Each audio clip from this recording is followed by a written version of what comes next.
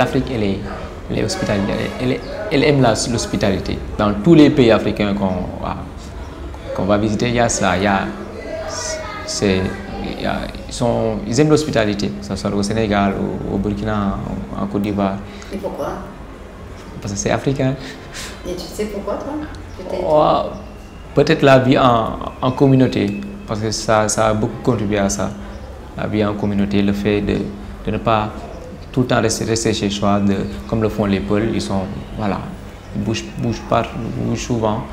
Il y a aussi des valeurs que aussi nos grands-pères nous ont inculquées, voilà, qui nous poussent à être hospitaliers, à aimer l'autre, à accueillir l'autre, malgré sa différence, à l'accueillir et à l'aider, voilà. On a une richesse, on a de la valeur ici, il y a des hommes de culture, le Sénégal est riche en culture. Donc voilà, il ne faut pas oublier ça, d'où on vient. Il ne faut pas oublier ça. Mais malheureusement, on oublie par exemple quand auparavant, nous, on avait le complexe d'entendre dans notre musique de rap ce qu'on appelle le tam-tam. Quand quelqu'un fait dans sa musique ce rythme tam-tam-là, les gens vont te crier dessus en te disant que toi, tu es un fake, il ne faut pas prendre ce genre de musique. On critique le mbalax aussi. Mais pourquoi critiquer le mbalax? Malheureusement, c'est ça. Il suffit donc de prendre le micro, insulter les gens, dire hardcore, on dit voilà, c'est lui le guerrier.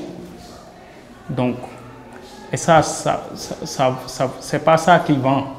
Mais il suffit de faire une très bonne musique avec nos balafons, rythme balafon, kora, et tama, quelque chose comme ça. C'est ça, c'est ça qui est émotionnel pour moi.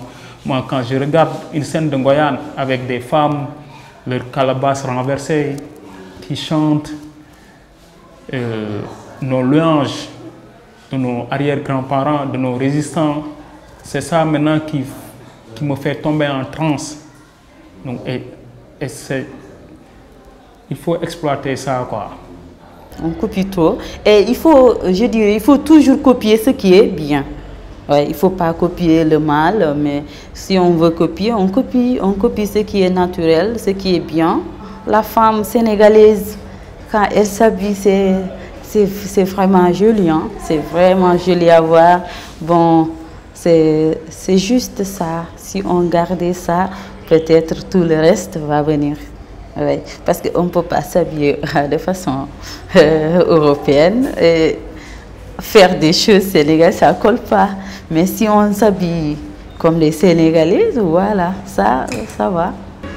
Dire à une personne ce qu'on pense de lui, ça aussi c'est africain. On n'est pas ingrat, on n'est pas hypocrite. Si je vois du mal de toi, je te le dis. Mais il y a une façon de le dire, il ne faut pas le dire là, ouvertement. Et je t'appelle à un coin, je te dis que, mon ami, il y a telle chose et telle chose et telle chose que je déplore en toi. Et je voudrais que tu sois comme ça, comme ça, comme ça. C'est la façon de dire une chose, voilà. Contrairement à, je disais tout à l'heure, en France, où les gens, les enfants disent ouvertement ce qu'ils pensent de leur père, de leur mère, de leurs amis, ouvertement comme ça. Ça, on saurait le dire en Afrique. Une façon de truc harmonisé. C'est pas une façon d'être hypocrite ou ça, mais ne pas blesser la personne. Pour moi, il y a certaines choses, c'est universel. Ce n'est pas des valeurs sénégalaises. Parce qu'il y a des Sénégalais qui disent que le djom, c'est la dignité, quoi. C'est une valeur sénégalaise, c'est des valeurs universelles. Je ne mets pas tellement la question de valeurs culturelles, parce que pour moi,